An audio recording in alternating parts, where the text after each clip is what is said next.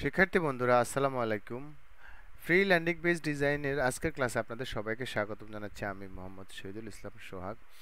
তো গত 3 ক্লাসে আমরা কিন্তু অনেক কিছুই শিখেছি। আমরা ওয়ার্ডপ্রেস ইনস্টল দেওয়া শিখেছি, আমরা কিভাবে ডোমেইন এন্ড হোস্টিং কিনবো সেটাও শিখেছি, আমরা লোকাল সার্ভারে কিভাবে ওয়ার্ডপ্রেস ইনস্টল দেবো সেটাও শিখেছি। এছাড়াও আমরা ওয়ার্ডপ্রেস ড্যাশবোর্ডের বেসিক যত ধরনের টুলস আছে সব কিছু সম্পর্কেই আমরা শিখেছি।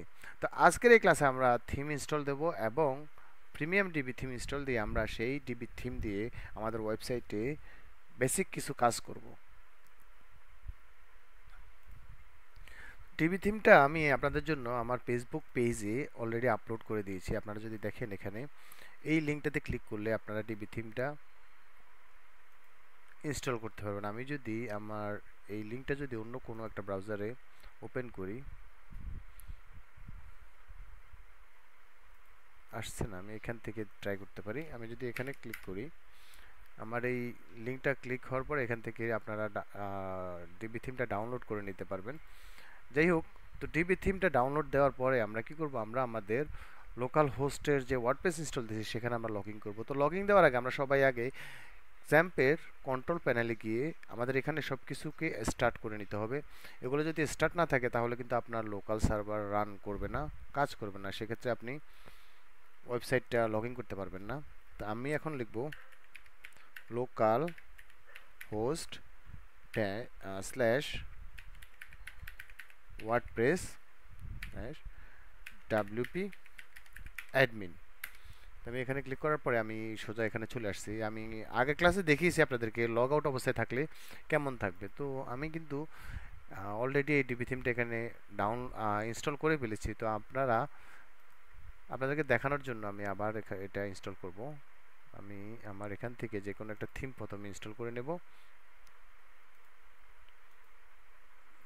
ইনস্টল থিম,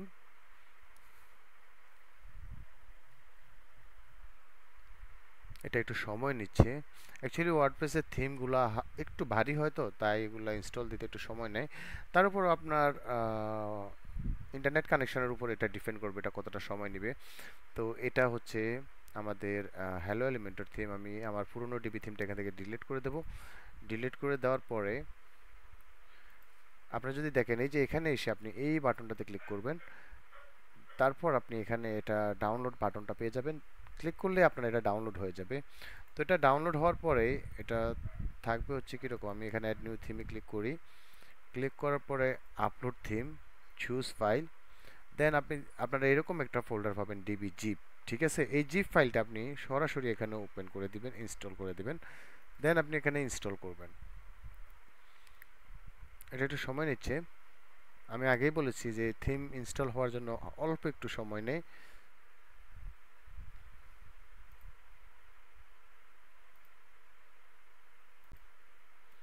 আমাদের থিমটা এখানে ইনস্টল হয়ে গেছে, আমরা এখন এটাকে অ্যাক্টিভেট করব। আমাদের থিমটা অ্যাক্টিভ হয়ে গেছে। এখন আমরা পুরনো যে থিম আছে সেটাকেও ডিলিট করে দেব। আমরা সবসময় চেষ্টা করব আমাদের এই যে অ্যাপিয়ারেন্সের এই যে থিম আছে এখানে আমরা এটাকে সবসময় যেন ক্লিয়ার রাখতে পারি, ক্লিন রাখতে পারি। তো আমাদের এখন ডিবি থিমের লেটেস্ট ভার্সন হচ্ছে 4.27.4। ওকে, সো থিম ইনস্টল দেওয়ার পরে আমরা চলে যাব পেজেসে। আমরা ক্লিক করব অল পেজেসে। তো এখানে এসে আপনি অ্যাড নিউতে ক্লিক করে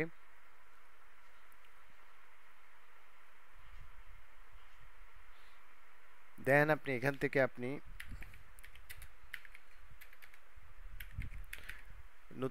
পেজগুলো খুব সহজে ইনস্টল করে নিতে পারবেন। দেন আপনি এখান থেকে পাবলিশ করবেন। তো আমি অলরেডি 4টা পেজেস ইনস্টল করেছি। তো আপনারাও আমার মতো এভাবে একটা, দুইটা, তিনটা, 4টা, এই 4টা পেজেস আপনারা ইনস্টল করে নেবেন। আমার এটা প্রয়োজন নাই, আমি আপনাদেরকে দেখানোর জন্য এটা ইনস্টল করেছি।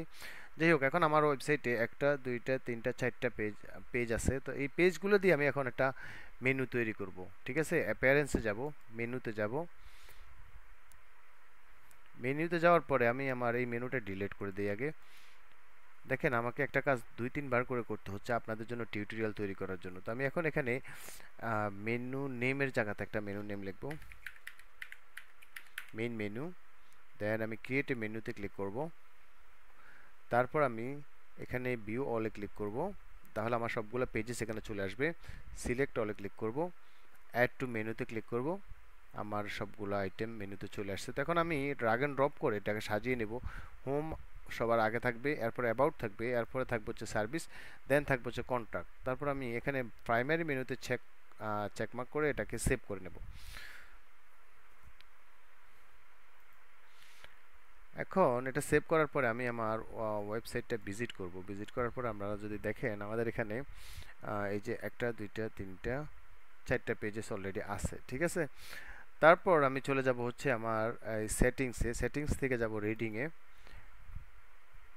রিডিংয়ে গিয়ে আমি এই যে স্ট্যাটিক পেজের জায়গাতে যে এখানে স্ট্যাটিক পেজটা সিলেক্ট করতে হবে, এটা ডিফল্ট এরকম থাকে, এটা আপনি এখানে সিলেক্ট করবেন। দেন আপনি এই যে হোম পেজ থেকে হোম হোম পেজটা সিলেক্ট করে নেবেন। তারপর আপনি শেপ চেঞ্জেসে ক্লিক করবেন।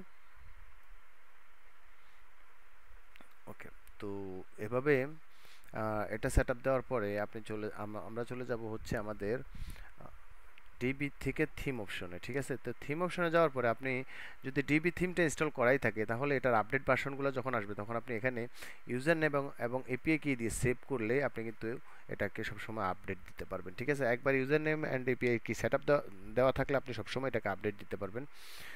এরপরে আমি আবার এখানে জেনারেলে যাব, যাওয়ার পরে এই যে এখানে লোগোতে ক্লিক করে আমি আপলোড নিউ লোগোতে ক্লিক করে আমি আপলোডেড ফাইলে ক্লিক করে এখান থেকে একটা যে কোনো একটা লোগো আপনি নিয়ে নেবেন নিজের ইচ্ছা মতো, ঠিক আছে। তো আমার লোগোটা অলরেডি আছে মিডিয়া লাইব্রেরিতে, আমি এটাই ইউজ করব, সেট অ্যাজ এ লোগো। দেন আমি এখানে ক্লিক করে সেভ করব। এখন এটা সেভ করার পরে আমরা আমাদের ওয়েবসাইট ডিজাইন করার জন্য অ্যাটলিস্ট 2টা কালার লাগবে। আমি এখানে 2টা কালার অলরেডি সেট আপ দিয়েছি। আপনারা প্লাসে ক্লিক করবেন, এখানে গিয়ে কালার হেক্স কোড লিখলে আপনি এখানে কালার কোডের অনেকগুলো অপশন পাবেন। এখান থেকে নিজের ইচ্ছে মতো একটা কালার নিয়ে নেবেন। অ্যাকচুয়ালি সবসময় থাকে কি আমাদের যে ক্লায়েন্টরা আসে তাদের একটা লোগো থাকে, সেই লোগো থেকে আমাদেরকে কালার নিতে হয়। তো আমাদের যেহেতু এখন কোনো লোগো নাই, আমরা নিজের ইচ্ছা মতো একটা কালার এখান থেকে নিয়ে নিব, ঠিক আছে। তো আমি যদি এই সেম কালারটা নিতে যাই, আমি এই কালার কোডটা কপি করব। কপি করার পরে থিম অপশনে এসে আমি এখানে ক্লিক করে আমি আমার কালার কোডটা বসিয়ে দেব। ওকে, তো এভাবে আপনি চাইলে নিজের ইচ্ছা মতো কালারগুলো নিতে পারেন। সবগুলোতে ক্লিক করে আপনি কালার চেঞ্জ করতে পারেন, এটা আপনার নিজের ইচ্ছা মতো আপনি যে কালারটা ইউজ করতে চান সেটা ইউজ করতে পারবেন, ঠিক আছে। এরপর আমি শেপ চেঞ্জেসে ক্লিক করব।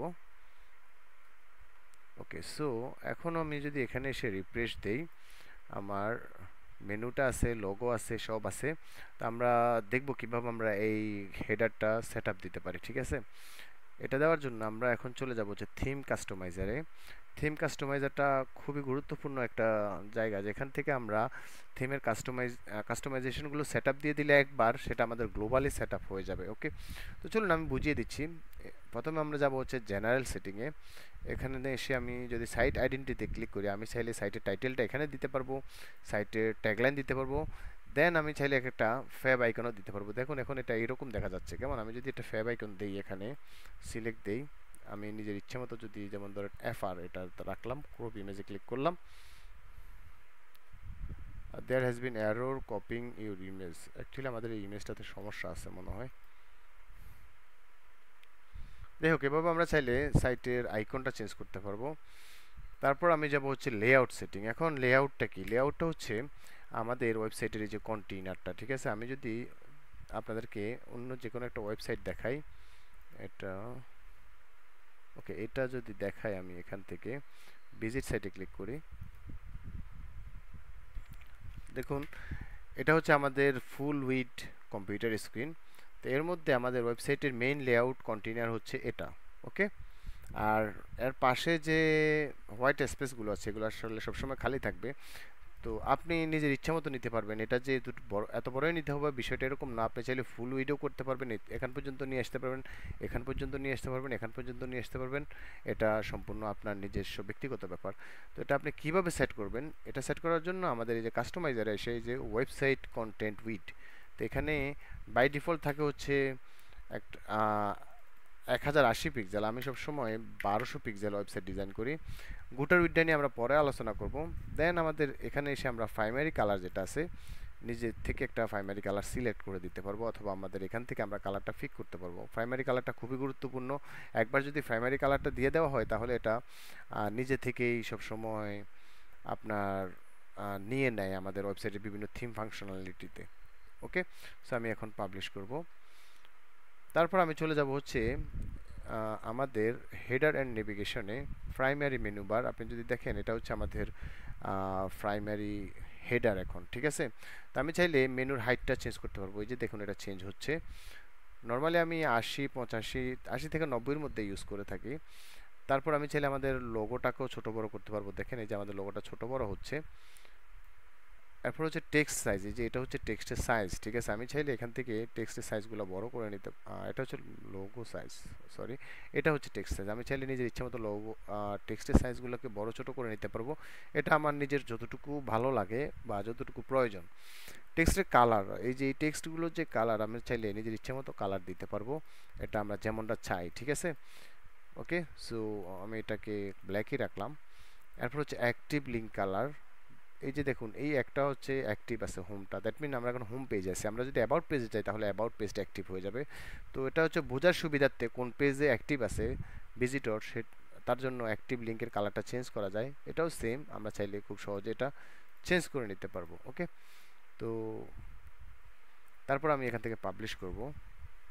এভাবে আমি খুব সুন্দর করে আমাদের ওয়েবসাইটের হেডারটা তৈরি করে ফেলতে পারবো। দেন আমি এটাকে ক্লোজ করে দেবো। তো আপাতত আমাদের ডিবি থিম ইনস্টল এবং ডিবি থিমের কাস্টমাইজেশন, লোগো আপলোড এগুলো কিন্তু শেষ। তো আমরা আগামী ক্লাসে শিখব কিভাবে আমরা আমাদের ওয়েবসাইটের কন্টেন্ট অ্যাড করতে পারি, বিভিন্ন সেকশন রো নিয়ে কাজ করতে পারি। ভালো থাকবেন সবাই, ধন্যবাদ সবাইকে।